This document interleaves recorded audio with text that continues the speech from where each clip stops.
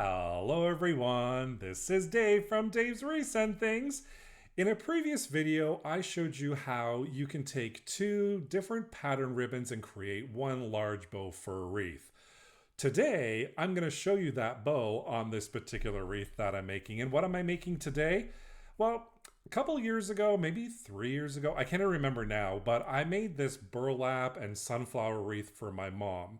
And it was on a 14-inch wire wreath frame, and it was great. I loved it. But today, I kind of want to up it a little bit. So I want to up that ante. And I love using grapevine wreaths. So for today's video, I'm going to show you how I made a summertime wreath with sunflowers for my mom. Why don't I just get started and I'll show you how I put it all together. I'm using this 18-inch grapevine wreath from Michaels and these beautiful, gorgeous flowers. Now, these are sunflowers from Michaels. I got them at like buy one, get one free. If you don't want to spend the money at Michaels, you can find them at the dollar store. These were just $1.75 a bunch. They'll work perfectly fine as well. And some more greenery floral picks from Michaels. These were only, I think it was $2.99. Again, a buy one, get one. I love when Michaels has sales on. And I am using these two different pattern ribbons. These are like a burlap color and a black wired ribbon at 2.5 inches to make my bow. And I'm going to be using my regular crafting tools today. To start off, I'm going to make my bow, and I'm going to use twine and a cable tie for the bow as well. And I'm going to cut my pieces at 24 inches. And what I'm going to do is I had those two different pattern ribbons. I'm going to cut this checkered one at 24 inches and this striped one at 24 inches as well. So there's going to be 4 pieces of ribbon number 1 and 5 pieces of ribbon number 2, all cut at 24 inches. And to create my bow, I'm just going to fold over one edge, line it up with my ruler. The edge is going to be around 7.5 inches, and then I'm going to pinch it at 6 inches. So one side's going to be my loop, the other side is going to be the tail with a little bit excess in the middle for that cable tie to tie everything together. And again, I'm just going to do the same thing. That end piece is at about 7.5 inches, pinch at 6, and then I'm just going to put it all together, holding it in between my 2-piece fingers. Once I have all my pieces folded and placed right there in between my fingers, I'm just going to take my cable tie, wrap it around, but this time I'm not going to tie it too tightly because I need to attach this to my grapevine wreath, and I'm going to use a piece of twine to do that. And then I'm just going to feed it through that cable tie, and then once I have it in there, I'm going to pull that cable tie nice and tight. And of course, my favorite thing to do is to fluff, and to finish everything off, I'm going to cut my ribbons at an angle, creating a dovetail for each piece of my tails that I have.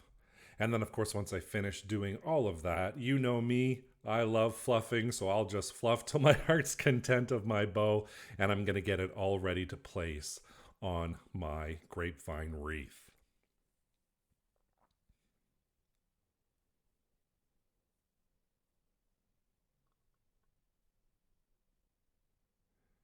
And for my sunflowers, I'm going to take it all apart. So I'm just going to leave the stem there. I'm going to take the florals off, the buds off, and the leaves off. And I'm going to create my own little piles and get everything ready for what I like to call a dry run of placement. And I have those greenery floral picks there. I'm going to lay them down. But first I'm going to take off those tags. I always forget to take those tags off. Is it just me, or is it everybody else as well? I always forget that. But anyways, I always suggest doing a dry run where you take all of your embellishments and your bows and you kind of figure out where you want to place everything. It doesn't necessarily mean that that's the exact spot that it's going to go in, but it gives you an idea of where to put everything without gluing everything down and then at the end finding out you either made a mistake or you don't like something. And a tip, and I'm showing you right here, is I took my camera off of my tripod and I just bring it a little bit closer for a different angle. So that's a really good tip and trick. If you put something together and you think there's something missing or you don't know if you like it, take a different view of it. Stand up, stand back, turn it upside down. Use your camera like I'm using here to kind of figure out if I do like the placement of everything. It's a great way to get a different view on what you've created. So now is the gluing time. I'm going to throw a whole bunch of glue on all of my sunflowers, on my buds, on the leaves, and I'm just going to glue everything down. And what I do is I do the bottom half first before I do the top half. So you'll see I'm just quickly working on that bottom half. I'm going to attach those leaves there now. And then once that's done, I'm going to add some more gluing down of the sunflowers and gluing down of those light colored leaves as well.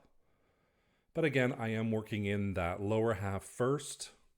And the reason behind that is I like to do one half. If I'm doing a bow right in the middle of a floral arrangement, let's say like this wreath, I'm going to do one portion of it first, and then I'm going to work on the top portion once the bottom portion is done, and then I put the bow on. That way, I know I have spaced it out properly and it all looks good. So here I am, happy with my placement at the bottom. Now it's time to add my bow. And I'm going to take those pieces of twine that we have, and I'm just going to wrap it around that grapevine form. I just love the patterns on this bow, on this ribbon, I should say. And here I am, I'm just putting in a couple of knots there, making sure it's nice and secured. I'm going to cut off the excess.